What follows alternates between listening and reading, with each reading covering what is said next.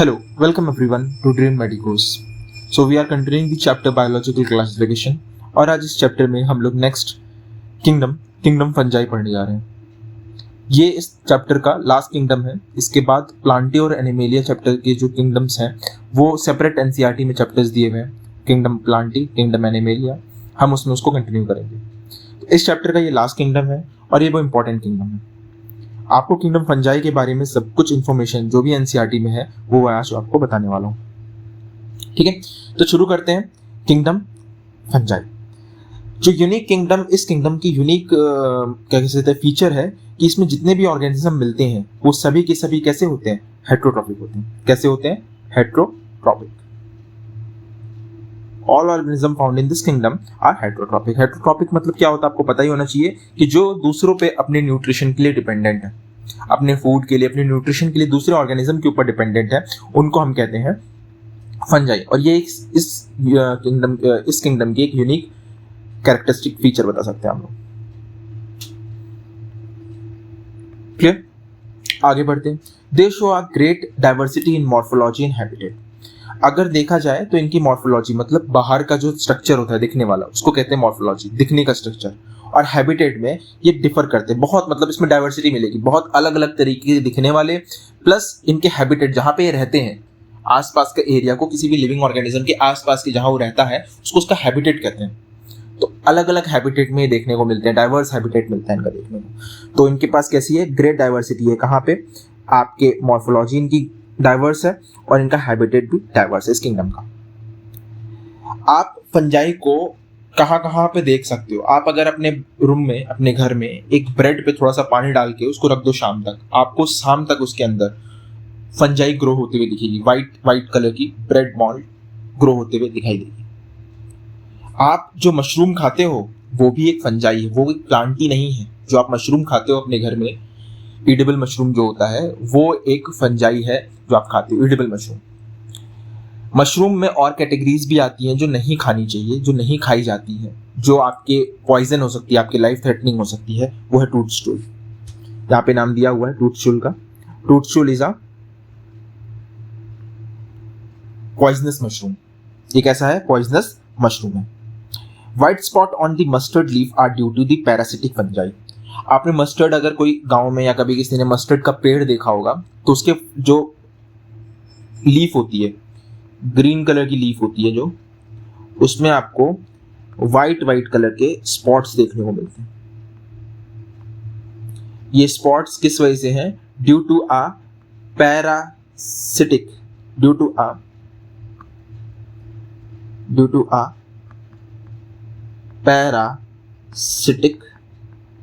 Fungi.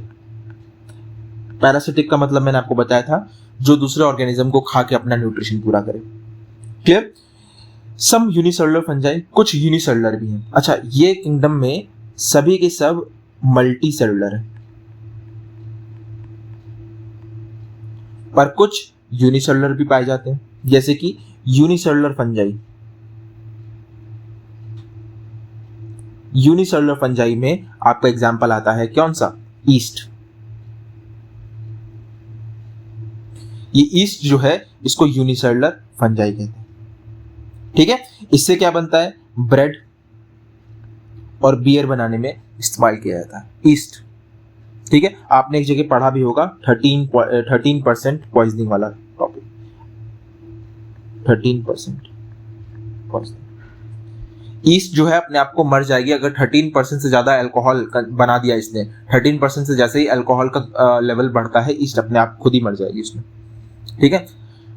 Other fungi causes disease in plant and animals. बहुत सारी fungi जो है वो प्लांट और एनिमल में डिजीज भी कॉज करती हैं। कुछ एग्जांपल्स उसके दिए हुए हैं और ये इंपॉर्टेंट है। एनसीईआरटी में जो चीजें दी हुई है वो बहुत इंपॉर्टेंट है। और एग्जाम्पल दिया हुआ है व्हीट रस्ट का। ये व्हीट रस्ट जो कॉज करती है उसके कहते हैं सीनिया। ठीक है, तो एक एग्जाम्पल है, बहुत इंपॉर्टेंट एग्जाम्पल है, इसको आपको याद कर लेना है। सीनिया का एग्जाम्पल कई बार आया है नीट के एग्जाम में, तो ये इंपॉर्टेंट है, इसको आपको समझना जरूरी है। कुछ आपके, अच्छा ये तो नुकसान कर रही है एनिमल प्लांट्स को, ये तो एनिमल प्लांट को नुकसान कर रही है। इसी तरह से बहुत सारे आपने क्या नाम है वो सुना होगा, रिंग वॉर्म सुना होगा, वो भी एक फंजाई के कारण भी होता है और वो भी कैसा है? एक पैरासाइट ही हो गया आपके लिए। और वो हार्मफुल हो गया, बट कुछ यूजफुल फंजाई भी प्रेजेंट होती है हमारे जगहों पे। उसका एग्जांपल अगर मैं दूं तो उसका एग्जांपल हो जाएगा पेनिसिलियम। पेनिसिलियम इज कैसा है, ह्यूमन के लिए अच्छा है ना, दे आर बेनिफिशियल। तो ये क्या बनाते हैं, ये एंटीबॉडीज बनाते हैं। Penicillium is a fungi which is used to make antibodies. World war के टाइम पे साइंटिस्ट ने एक्सीडेंटली क्या नाम है, पहली एंटीबॉडी का डिस्कवरी किया था, ठीक है। और ये एक्सीडेंटली कैसे हुआ था कि ये फंजाई जो है एक बाउल में ग्रो कर रही थी और उसी में उन्होंने बैक्टीरिया को डाला और देखा कि बैक्टीरिया की ग्रोथ रुक गई, बैक्टीरिया मर गया। बाद में चेक किया गया तो उसके अंदर ग्रो हो रही थी ये फंजाई, जिसका नाम था penicillium. Fungi are cosmopolitan, occurs in air, water, soil and on animal and plants. ये पॉइंट, कॉस्मोपोलिटन का मतलब आपको पता होना चाहिए। What is cosmopolitan? कॉस्मोपोलिटन मतलब होता है जो हर जगह मिल जाए। कॉस्मोपोलिटन मीन्स जो हर जगह मिल जाए, ठीक है। तो आप देख रहे हो यहाँ पे कॉस्मोपोलिटन, फंजाई आर कॉस्मोपोलिटन, वो एयर में मिल रहा है, हवा में, पानी के अंदर भी मिल रहा है, सॉइल भी में मिल रहा है, और एनिमल और प्लांट की बॉडी के ऊपर अंदर हर जगह ये पाया जाता है। ये ज्यादातर ग्रो कहाँ करता है, जहां पे थोड़ा सा वार्म एरिया हो और ह्यूमिड हो।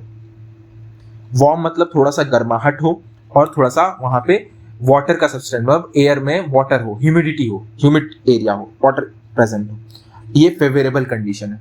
यहाँ पे ये बहुत आराम से बहुत ज्यादा ग्रो कर जाते हैं। मैंने बोला ना, ब्रेड में अगर पानी डाल के रख दो तो ब्रेड आप नॉर्मली कहीं पे रखोगे तो वहां पे टेम्परेचर कैसा है, थोड़ा सा नॉर्मल रहता है, वार्म ही रहता है, और प्लस ह्यूमिड, वहां पे जो एयर है उसमें जो वाटर प्रेजेंट है और आपने जो ब्रेड पे वाटर डाला हुआ है उसकी हेल्प से ये जो फंजाई है बहुत इजीली ग्रो कर जाएगा ब्रेड बॉल, ठीक है।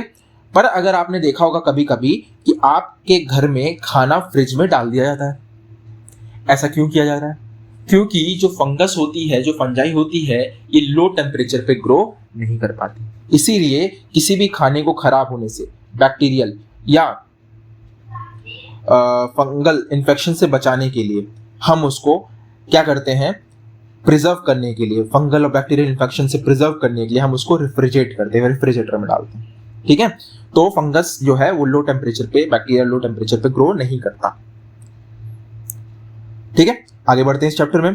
With the exception of yeast which are unicellular, fungi are filamentous.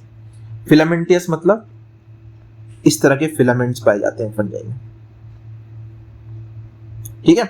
ये फिलामेंटियस में कैसे है, ये सब मल्टी सेलुलर। बट फंजाई में यूनिसेलुलर भी था। यूनिसेलुलर कौन है? ईस्ट है। ईस्ट कैसा है? यूनिसेलुलर, ठीक है।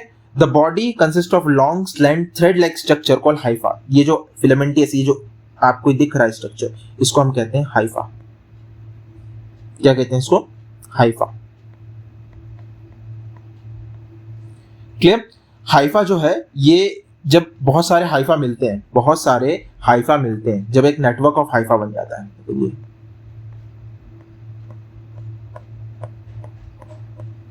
ये क्या है? नेटवर्क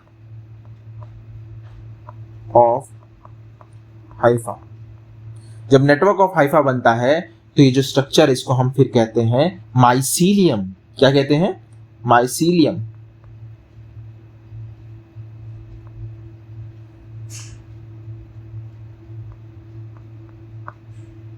माइसीलियम, ठीक है। फंजाई आर फिलामेंटियस आपको पता चल गया। थ्रेड लाइक स्ट्रक्चर जो है इसको हम हाइफा कहते हैं। थ्रेड लाइक स्ट्रक्चर को हम हाइफा कहते हैं, ठीक है। Long slant thread like structure called hypha. और network of hypha, network of hypha is known as mycelium. ये इंपॉर्टेंट पॉइंट है, network of hypha is known as mycelium. इस पे क्वेश्चन बन सकता है। Some hypha are continuous tube filled with multi-nucleated cytoplasm. कुछ Haifa में आपके ये मटेरियल भरा रहता है। कौन सा मटेरियल? ये मल्टी न्यूक्लिएटेड साइटोप्लाज्म भरा रहता है कुछ हाइफा में, हाइफा के अंदर, ठीक है। दे आर कॉल्ड कोइनोसिटिक हाइफे, जिसके अंदर ये प्रेजेंट रहता है, जिस हाइफा में, जैसे कुछ हाइफा जो है वो ट्यूब लाइक स्ट्रक्चर में, और इसके अंदर साइटोप्लाज्म भरा हुआ है, और इस साइटोप्लाज्म में न्यूक्लियस भी है, मल्टी न्यूक्लिएटेड है, कई सारे न्यूक्लियस प्रेजेंट है। इसको हम कहते हैं कोइनोसिटिक Haifa, coenocytic Haifa.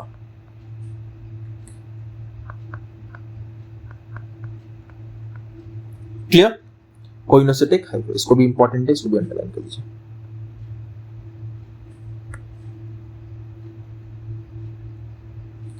Other have septa और crossed wall in their Haifa, और इसके अलावा जो हाइफे बचे, ये तो हाइफा देखो आप, एक तो हो गया जिसके अंदर मटेरियल भरा हुआ है, मल्टी न्यूक्लिएटेड साइटोप्लाज्म है, ट्यूब लाइक स्ट्रक्चर, उसको हमने तो कोइनोसाइटिक हाइफा कह दिया। पर कुछ में सेप्टा प्रेजेंट है और कुछ में क्रॉस वॉल प्रेजेंट है, और ऐसे कुछ हाइफास भी प्रेजेंट है। फंगस के अंदर जो इंपॉर्टेंट पॉइंट आपको लर्न कर लेना है, रट लेना है, वो अब आने वाला है, और उसका नाम है the wall of the fungi is composed of chitin and polysaccharide. Wall of the fungus are composed of chitin and polysaccharide. ये बहुत इंपॉर्टेंट पॉइंट है, इसको लर्न करना इंपॉर्टेंट है। जो वॉल है, सेल वॉल है, जो सेल है मल्टी सेलुलर है, और हर सेल की जो सेल वॉल है उसमें काइटिन और पॉलीसैकेराइड से बना हुआ है, वो काइटिन और पॉलीसैकेराइड से मिलकर बनी हुई है। Most fungi are heterotrophic and absorb soluble organic matter from dead, separate and hence they are all saprophytic. Majority जो है, ये जो मेजॉरिटी आपके ये मेजॉरिटी ऑफ फंगस हैं, दे आर हेट्रोट्रॉफिक। कैसे ये हेट्रोट्रॉफिक है? हेट्रोट्रॉफिक होने के वजह से ये अपने लिविंग दूसरों पे डिपेंडेंट है फॉर द फूड, और इसमें से मैक्सिमम जो है वो दूसरों पे किस तरीके से डिपेंडेंट है? They are dependent by absorbing the nutrition from the dead decaying organism. अब डेड डिकिंग ऑर्गेनिज्म पे जब डिपेंड है, उनपे ग्रो करते हैं और उनमें से अपना न्यूट्रिशन निकाल रहे हैं। तो मैंने आपको पिछले वाले लेक्चर में, पिछले वाली वीडियो में भी बताया था, जो ऑर्गेनिज्म दूसरे ऑर्गेनिज्म पे डिपेंडेंट है for their food, plus they are taking the nutrition from absorbing the nutrition from their dead decaying body. जो डेड डिकिंग बॉडी से अपना न्यूट्रिशन निकाल रहा है उसको हम लोग क्या कहते हैं? सेप्रोफाइटिक। ठीक है, तो ये सेप्रोफाइटिक हो गया। क्लियर? पर कुछ जो है वो लिविंग ऑर्गेनिज्म, और लिविंग ऑर्गेनिज्म प्लांट और एनिमल्स के अंदर जाके या उनके ऊपर से उनसे अपना न्यूट्रिशन निकाल रहे हैं, उस तरीके को हम कहते हैं पैरासाइटिक। तो कुछ इसमें से कैसे हैं? पैरासाइटिक। ठीक है, तो यहाँ पे हेट्रोट्रॉफिक में वो सेप्रोफाइटिक हो सकते हैं और पैरासाइटिक हो सकते हैं। और ये सबसे इंपॉर्टेंट पॉइंट इस चैप्टर का एक और पॉइंट आता है जो आपको नोट डाउन करना है, मैं स्टार लगा रहा हूं इस वाले पे, दिस इज सिम्बा। ठीक है, क्लियर? तो ये जो ऑर्गेनिज्म है, ये फंगस जो है वो एल्गी के साथ सिम्बायोटिक रिलेशनशिप में है, और प्लांट, हायर प्लांट के रूट्स के साथ भी एक सिम्बायोटिक रिलेशनशिप में है। सिम्बायोटिक रिलेशनशिप मतलब होता है मैं तुम्हें कुछ दे रहा हूं, तुम मुझे कुछ दो, हम दोनों मिलके एक दूसरे के साथ रहेंगे, एक दूसरे को कुछ ना कुछ देते रहेंगे। तो यहाँ पे जो फंगस होता है वो प्लांट को न्यूट्रिशन प्रोवाइड करता है, वेयर एज उसके बदले में प्लांट उसको एक सेफ रहने की जगह प्रोवाइड करता है। ठीक है, तो जब एक फंगस एल्गी के साथ सिम्बायोटिक रिलेशनशिप में रहता है तब हम उसको कहते हैं लाइकेन। जब वो वही फंगस हायर प्लांट्स के साथ सिम्बायोटिक रिलेशनशिप में रहता है तब हम उसको कहते हैं माइकोराइजा। और ये बहुत बहुत इंपॉर्टेंट पॉइंट है इस चैप्टर का, आपको इसको याद कर लेना है। क्लियर? लिविंग ऑर्गेनिज्म के साथ सिम्बायोटिक रिलेशनशिप में है, अगर एल्गी के साथ है तो लाइकेन्स के फॉर्म में है, हायर रूट्स के साथ है तो माइकोराइजा है। याद रखना ये एक सिम्बायोटिक रिलेशनशिप है, symbiotic relationship.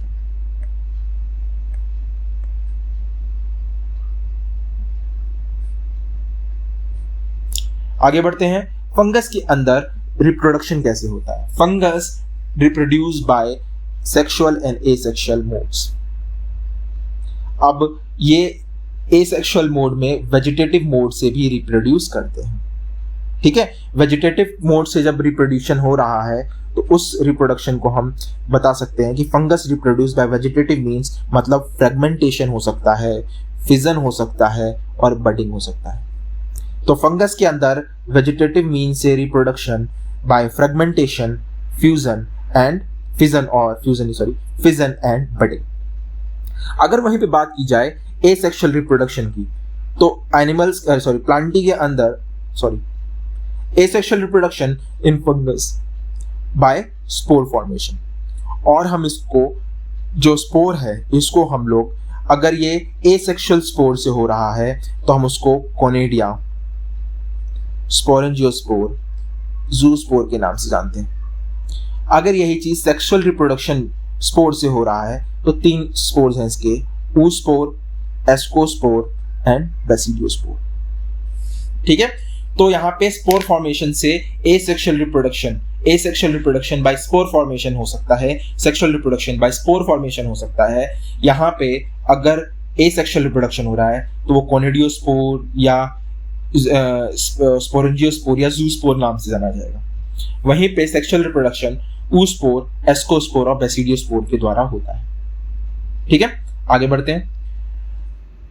The various spore are produced in distinct structure called fruiting body। और ये जो spores formation होता है, ये जहां पे हो रहा है, ये spore formation जहां पे हो रहा है, spore formation ये जो structure इसको spore formation करा रहा है उसको हम कहते हैं fruiting body। उसको क्या कहते हैं? fruiting body।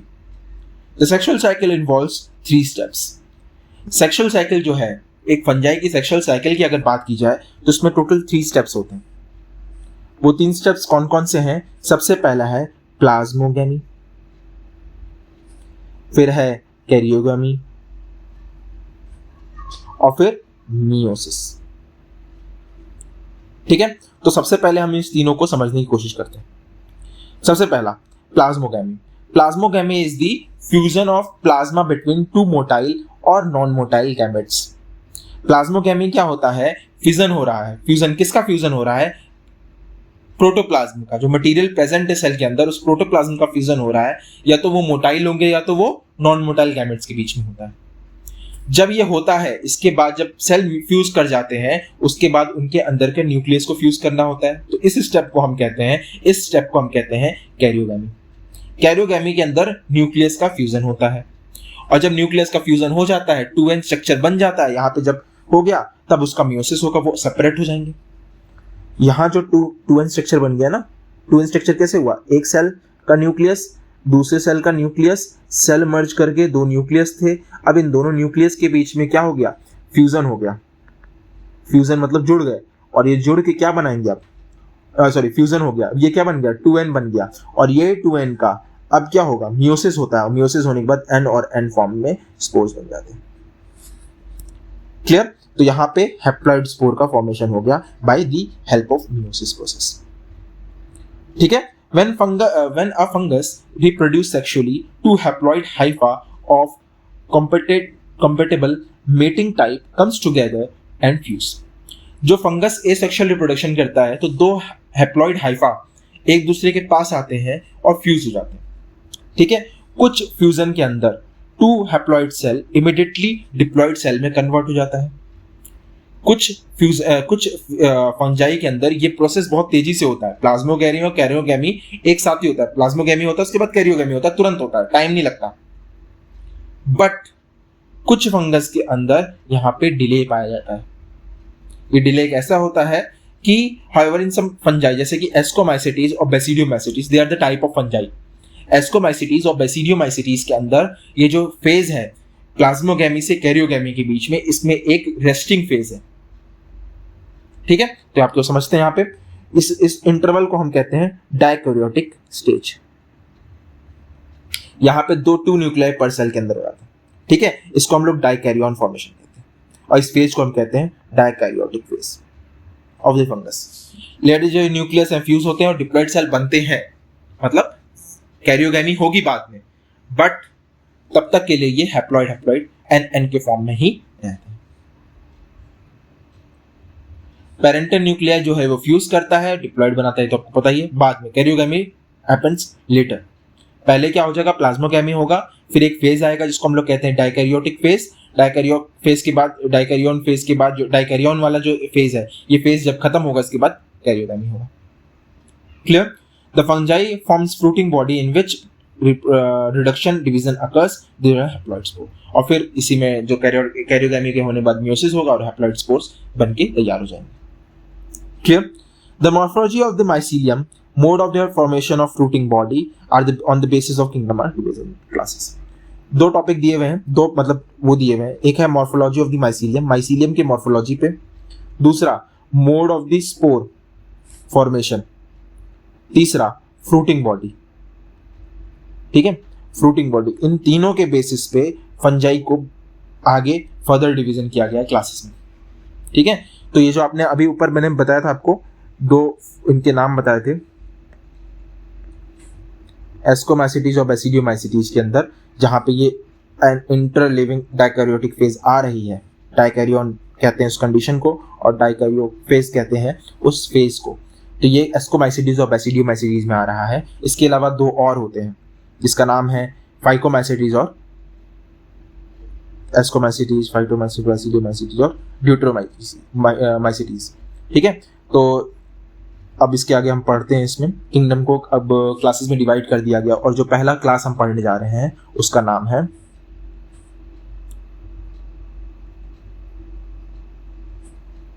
फाइकोमाइसिटीज। फिर आगे बढ़ते हैं। फाइकोमाइसिटीज इंपॉर्टेंट है टॉपिक, इसको ध्यान से समझिएगा। इतना ही छोटा सा टॉपिक है ये, इसके ऊपर इसमें कई पॉइंट्स हैं जो आपको समझने जरूरी है।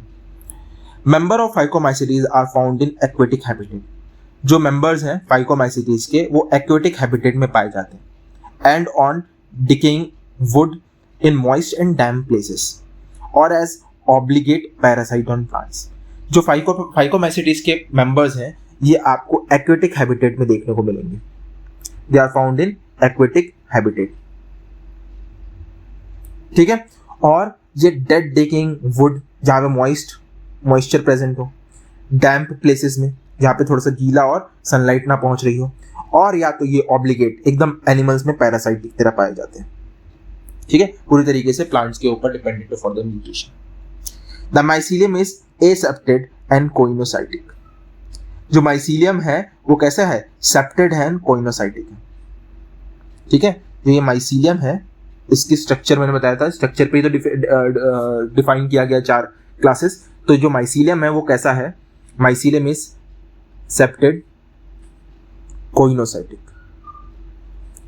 मैंने इसका मीनिंग बताया था, कोइनोसाइटिक का मतलब क्या होता है, septate and coenocytic, एसेप्टेड and coenocytic. ठीक है, तो यहां पे तो इसको मैंने याद किया है, इसको आप याद कर सकते हैं कैब नाम से। ठीक है, यहां पे जो बी है ये ब्रांच्ड को बताता है, यहां पे पॉइंट नहीं दिया हुआ है। ठीक है, तो इनका माइसीलियम कैसा है, कैब है। माइसीलियम कैसा है, कैब है, मतलब कोइनोसाइटिक, एसेप्टेड और ब्रांच्ड है। ठीक है, इसमें एसेक्सुअल स्पोर जो है वो जू स्पोर या एल्पेनोस्पोर से होता है। ठीक है, जू स्पोर या एल्पेनोस्पोर। जू स्पोर कैसा है, मोटाइल है, कैसा है, मोटाइल है। और एल्पेनोस्पोर ये कैसा है, ये नॉन मोटाइल है। ठीक है, तो जू स्पोर कैसा है, वो मोटाइल है, और एल्पेनोस्पोर कैसा है, वो नॉन मोटाइल है। ठीक है, these spore are endogenously produced in the sporangium। स्पोरोजिनम जो है उसके अंदर ही, एंडोजिनसली मतलब उसके अंदर ही डेवलप होते हैं। Clear, they are endogenously developed किसके अंदर, in the sporangium. Zoospore is form by the fusion of 2 gamete. Zoospore जो हमने sorry zygospore, I am really sorry, ऐसे हो गया ज़ाइगोस्पोर। ये जो ज़ाइगोस्पोर है, ज़ाइगोस्पोर किसमें आ गया, ये एसेक्सुअल सेक्सुअल रिप्रोडक्शन की बात की जाएगी यहाँ पे। ठीक है, सेक्सुअल रिप्रोडक्शन जो है वो fusion of the 2 gamete formation, 2 gametes के फ्यूजन से होता है। ठीक, गैमेट्स जो है वो सिमिलर हो सकते हैं मॉर्फोलॉजी में, उसको हम कहते हैं आइसोगैमस, और अगर डिसिमिलर हैं उनको हम कहते हैं एनाइसोगैमस या ऊगैमस। ठीक है, जो आइसोगैमस होते हैं वो सिमिलर होते हैं, ठीक है, उनका मॉर्फोलॉजी सिमिलर होती है। एन आइसोगैमस जो होते हैं वो डिसिमिलर होते हैं, मतलब सेम नहीं दिखते हैं। और एक और होते हैं ऊगैमस, जो यहाँ पे और में लिखा हुआ है। ऊगैमस भी डिसिमिलर होते हैं, बट यहाँ पे मेल नॉन मोटाइल और फीमेल मोटाइल होती है।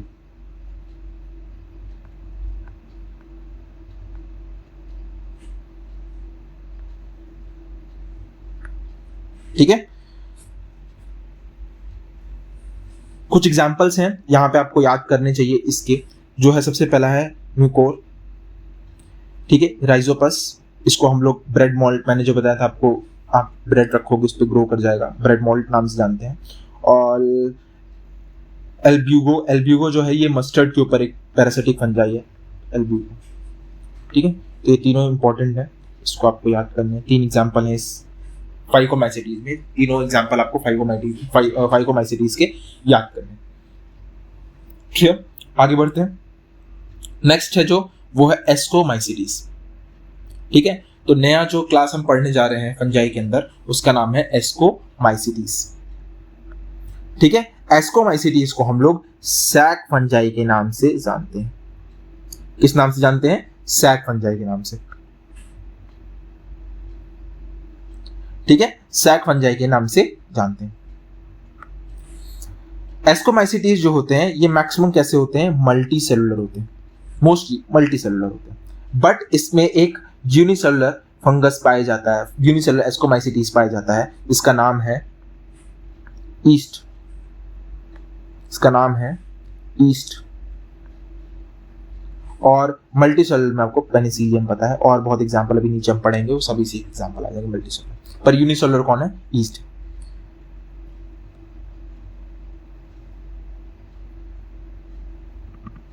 ठीक है, और ईस्ट का साइंटिफिक नेम आपको याद होना चाहिए, जो है नाम है इसका सैक्रोमाइसिस, सैक्रोमाइसिस, ठीक है, Saccharomyces. They are saprophytic, decomposer, parasitic और कोइनोफाइलिक कॉर्पोफिलस, ठीक है। They are saprophytic, decomposers, parasitic, coprophilous, ठीक है। अब सेप्रोफाइटिक का मतलब आपको पता है, सभी को यहाँ पे सेप्रोफाइटिक का मतलब पता है कि जो दूसरे लिविंग के साथ दूसरे ऑर्गेनिज्म पे, डेड टेकिंग ऑर्गेनिज्म पे रह के अपना न्यूट्रिशन निकाले। जो दूसरे ऑर्गेनिज्म को डिकम्पोज कर देते हैं उनको हम डिकम्पोजर्स नाम से जानते हैं। पैरासाइटिक जो दूसरे ऑर्गेनिज्म पे रह के उनमें से अपना न्यूट्रिशन निकाले बाय हार्मिंग देम। और कॉर्पोफाइलस का मतलब होता है जो डंक, काउ डंक या किसी भी डंक, एनिमल के डंक के ऊपर ग्रो करके अपना न्यूट्रिशन उसमें से ले। फिर यहाँ पे माइसीलियम के बारे में इंपॉर्टेंट पॉइंट आता है। माइसीलियम, माइसीलियम कैसा है? ब्रांच्ड है और सेप्टेड है, ब्रांच्ड है और सेप्टेड है, ठीक है। The asexual spore are conidia produced exogenously in the mycelium called conidiospore. याद रखिएगा एस्कोमाइसिटीज में एंडोजिनसली था, यहां पे एक्सोजेनसली है, ठीक है। वहां पे कैसा था?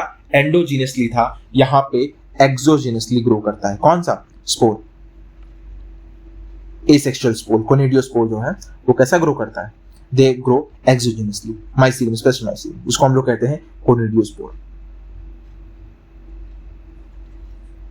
Conidia on germination produce mycelium. और ये जो कोनेडिया है ये जब जर्मिनेट करेगा, जर्मिनेट करने पे ये प्रोड्यूस करता है माइसीलियम। सेक्सुअल स्पोर की बात की जाए तो यहाँ पे एस्कोस्पोर मिलता है। सेक्सुअल रिप्रोडक्शन की बात की जाए तो यहाँ पे एस्कोस्पोर मिलता है। वहां पे कौन सा? जाइगोस्पोर था। यहाँ पे क्या था? जाइगोस्पोर था। यहाँ पे कौन सा है? एस्कोस्पोर है, जो एंडोजीनियसली एक सैक लाइक स्ट्रक्चर में ग्रो करता है, जिसको हम एस्की कहते हैं या एस्कस कहते हैं सिमिलरली। याद रखिएगा यहाँ पे जो एसेक्सुअल स्पोर है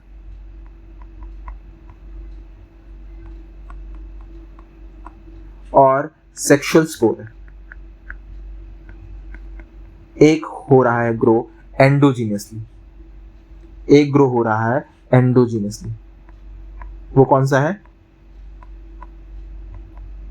वो आपका है एस्कोस्पोर, करेक्ट।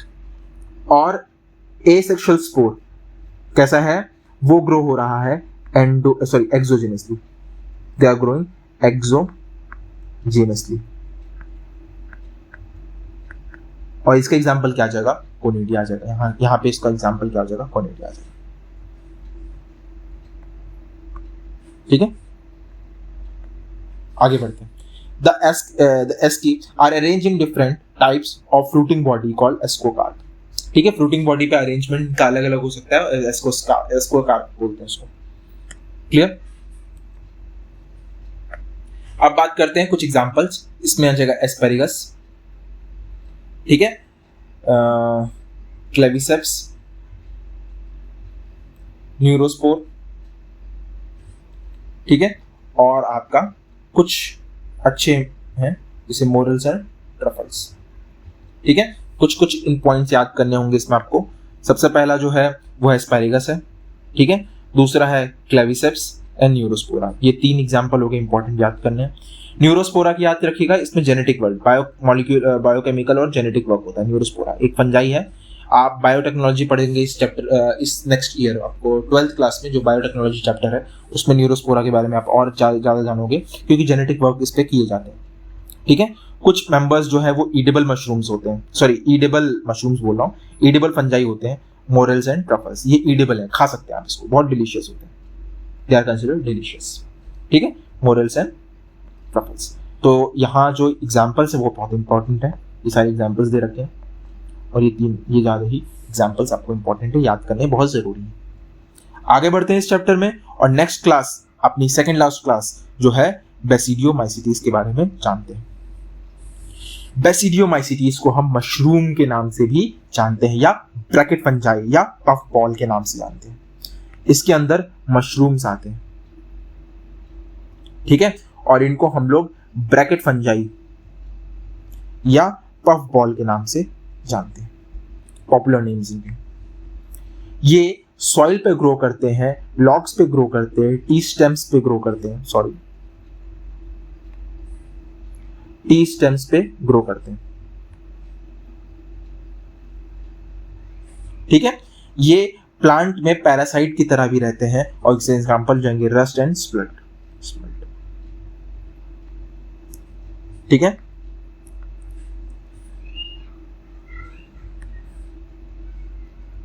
प्लांट बॉडी में पैरासाइट के जैसे हैं, जैसे कि रस्ट और split. Mycelium is branch and septate. यहां पे भी माइसीलियम कैसा है, ब्रांच्ड है और सेप्टेड है। तो एस्कोमाइसीटीज और बेसिडियोमाइसीटीज में दोनों में ही माइसीलियम कैसा है, ब्रांच और सेप्टेड है। ये पॉइंट जो इंपॉर्टेंट मैं बता रहा हूं इनको याद कीजिए, इन सब पे एमसीक्यू फॉर्मेशन होता है, इन सब पे एमसीक्यू के क्वेश्चंस बनते हैं। Asexual spore are generally not found. यहाँ पे एसेक्सुअल स्पोर नहीं मिलता, ठीक है, एसेक्सुअल स्पोर यहाँ पे नहीं मिलता।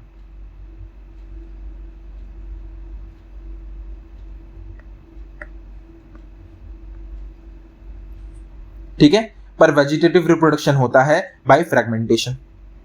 और सेक्सुअल, यहाँ पे सेक्स ऑर्गन्स भी एब्सेंट है, यहाँ पे सेक्स ऑर्गन भी एब्सेंट है। ठीक है, पर प्लाज्मोगेमी तो होती है। ठीक है, brought by the fusion of 2 vegetative और somatic cells in different strain of genotype. यहाँ पे आपको पता ही था, मैंने बताया था डाइकैरियोटिक फेज आती है किसके अंदर, बेसिडियोमाइसीटीज में और एस्कोमाइसीटीज में, दोनों ही सेक्सुअल रिप्रोडक्शन में ये वाला जो स्टेज ही आता है। पर यहाँ पे सेक्स ऑर्गन्स एब्सेंट है, सेक्स ऑर्गन प्रेजेंट नहीं होते इनके पास। ठीक है, और ये डाइकैरियोटिक फेज जो है वो लास्ट में बेसिडियम बनाएगा, जो फॉर्मेशन किसका करेगा, बेसिडियम का। रिजल्टेंट स्ट्रक्चर फॉर्म, देखिए, the resultant structure is dikaryotic which ultimately gives rise to basidium. जो उसका अल्टीमेट स्ट्रक्चर है, जो रिजल्टेंट स्ट्रक्चर है डाइकैरियोटिक फेज का, वो क्या बनाएगा, बेसिडियम लास्ट में दे देगा डाइकैरियोटिक फेज के बाद। फिर इसमें कैरियोगैमी होगा, कैरियोगैमी होगा, मियोसिस होगा, और एक बेसिडियम जो है वो 4 बेसिडियोस्पोर का फॉर्मेशन करेगा।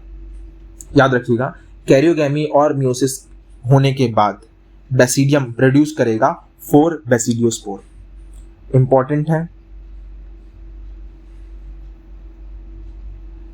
Produce 4 basidiospore. ठीक है, ये बहुत इंपॉर्टेंट पॉइंट है कि एक बेसिडियम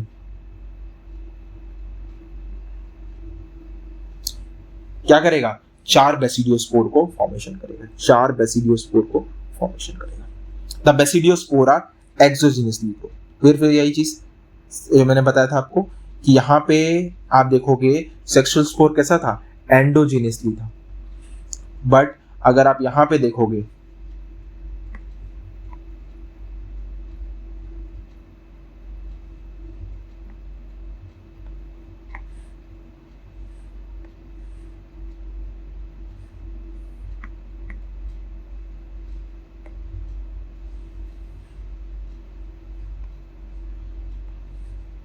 फिर से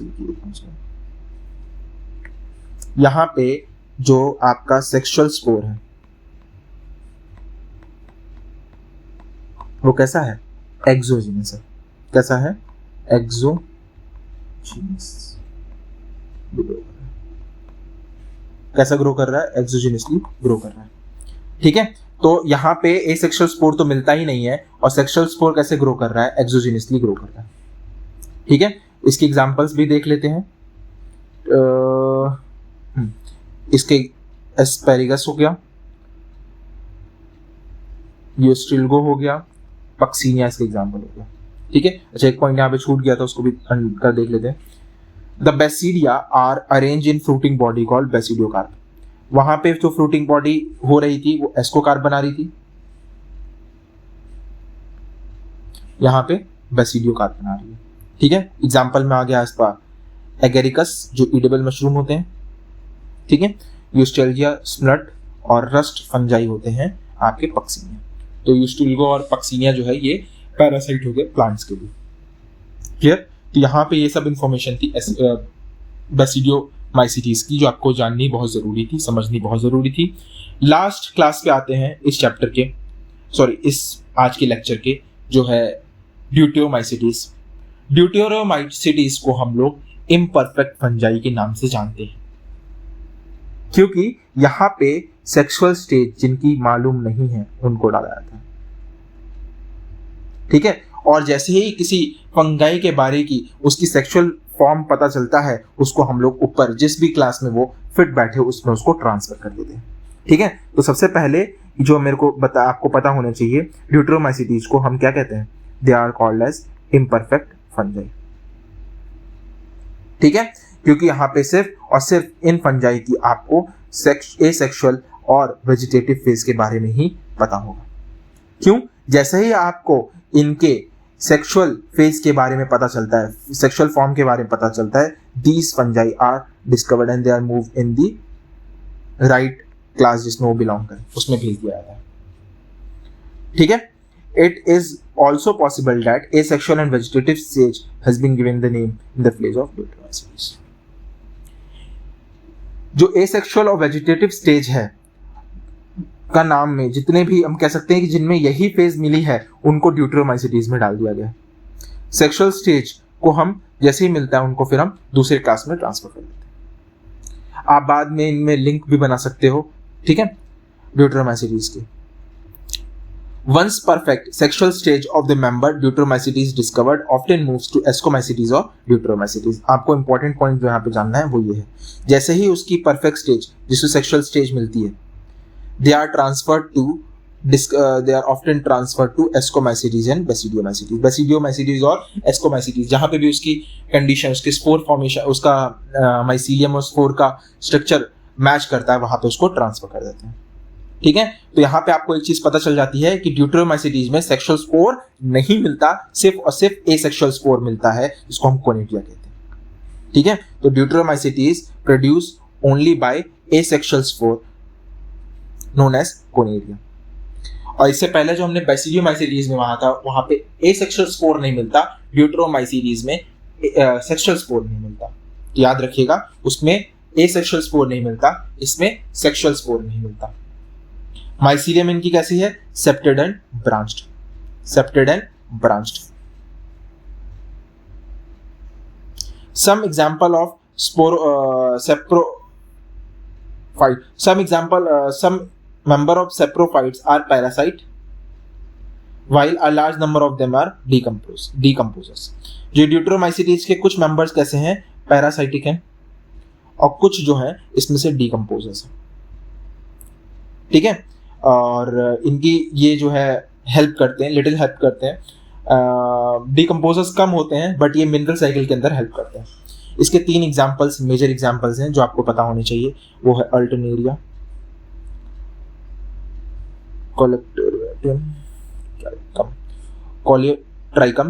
कोलेटोट्राइकम और ट्राइकोडर्मा। ये 3 एग्जाम्पल हैं इस फंजाई के जो बहुत इंपॉर्टेंट हैं। इसमें सिर्फ और सिर्फ एसेक्सुअल स्पोर ही मिलते हैं, सेक्सुअल स्पोर नहीं मिलते। तो ये सबसे सिंपल वाला ड्यूटेरोमाइसीटीज था। चारों क्लासेस हमने कंप्लीट कर लिए। होप आपको ये समझ में आया होगा। इसके लाइन टू लाइन हमने इस चीज़ को समझने की कोशिश की। जो पॉइंट्स आपको समझ में नहीं आए, कोई डाउट लगे, आप कमेंट सेक्शन में उसको बता दीजिएगा, मैं आपको एक्सप्लेन करूंगा, नहीं तो उसके लिए एक नई वीडियो बना दूंगा। आप इस चैप्टर को यहीं तक पढ़ना है। इसके आगे की जो क्लासेस है उसके लिए अलग, दोनों किंगडम बसते हैं, किंगडम प्लांटी और एनिवेलिया, उनके लिए अलग लेक्चर्स बनाऊंगा मैं, किंगडम एनिवेलिया और किंगडम प्लांटी के नाम से। आपको ये वीडियो कैसी लगी प्लीज़ कमेंट सेक्शन में नीचे कमेंट करना ज़रूर कि आपको वीडियो कैसी लग रही है। कोई डाउट, कोई भी परेशानी, कुछ गलत है, कुछ सही है, आप इस वीडियो में नीचे कमेंट कर दीजिए, ठीक है। और लास्ट में यही कहूँगा कि वीडियो अगर आपको यहाँ तक देखी है, अगर आपको अच्छी लगी है, आपको समझ में आया है, तो नीचे कमेंट कीजिए, लाइक कीजिए वीडियो को और चैनल को सब्सक्राइब कर लीजिए। Thank you.